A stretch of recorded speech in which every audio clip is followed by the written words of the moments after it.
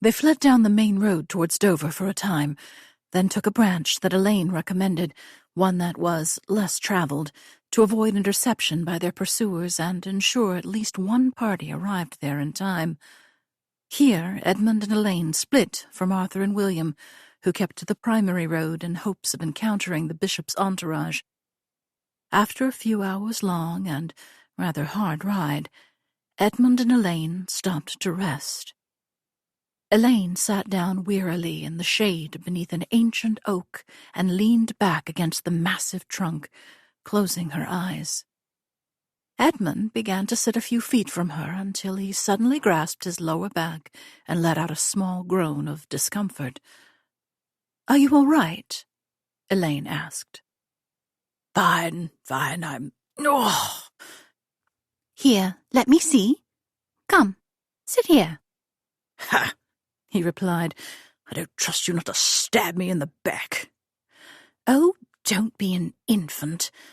"I'm no infant, and neither am I a fool." "Oh, good heavens, are you one of the king's guard, or aren't you? Afraid of a woman," she scoffed. With that slight to his manhood, he reluctantly chose to sit down with his back to her.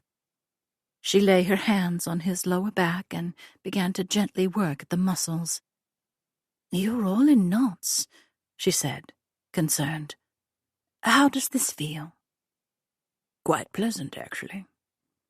"You see, I'm not trying to kill you," she said, laughing.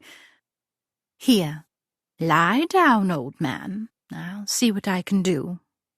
He didn't argue this time, but instead lay on his back and put his hands behind his head and grinned at her wickedly. She looked him over with disdain. "I can assure you I'm not rubbing anything I see here," she said. "Well," Edmund said, "if you insist," and pretended to reach for his belt. "Don't you dare," she said, turning her head and starting to stand. No, I'm only joking, Elaine. Look, I'm turning over." Elaine looked at him skeptically, then began to gently massage his back. Edmund gave another groan, but of a more appreciative variety this time. "Tell me, Elaine, how can your tongue be so venomous while your hands are capable of such a healing touch?" She laughed gently. "The healing? Well, the healing part comes quite naturally. I was born with it. Papa said it was part of my mystical origins. A romantic notion, isn't it? While the venom, well, that was acquired out of necessity. The last refuge of any woman that wishes to be something other than a painted doll, an overtrodden doormat, or a limp dish rag. I can scarcely apologize for it. And if that were your destiny, I'd wager you wouldn't either." "No. And no, you shouldn't.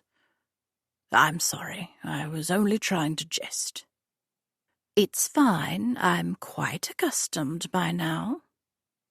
"Tell me," said Edmund, trying to salvage the conversation. "How's Albert?" Elaine hesitated. "My father is dead." "Dead?" Edmund said, sitting up. "Elaine, when did this happen?" "He's been gone for half a year." "Why did you not send me word?" "There were other pressing and very difficult matters I had to deal with. I'm sorry." "I understand.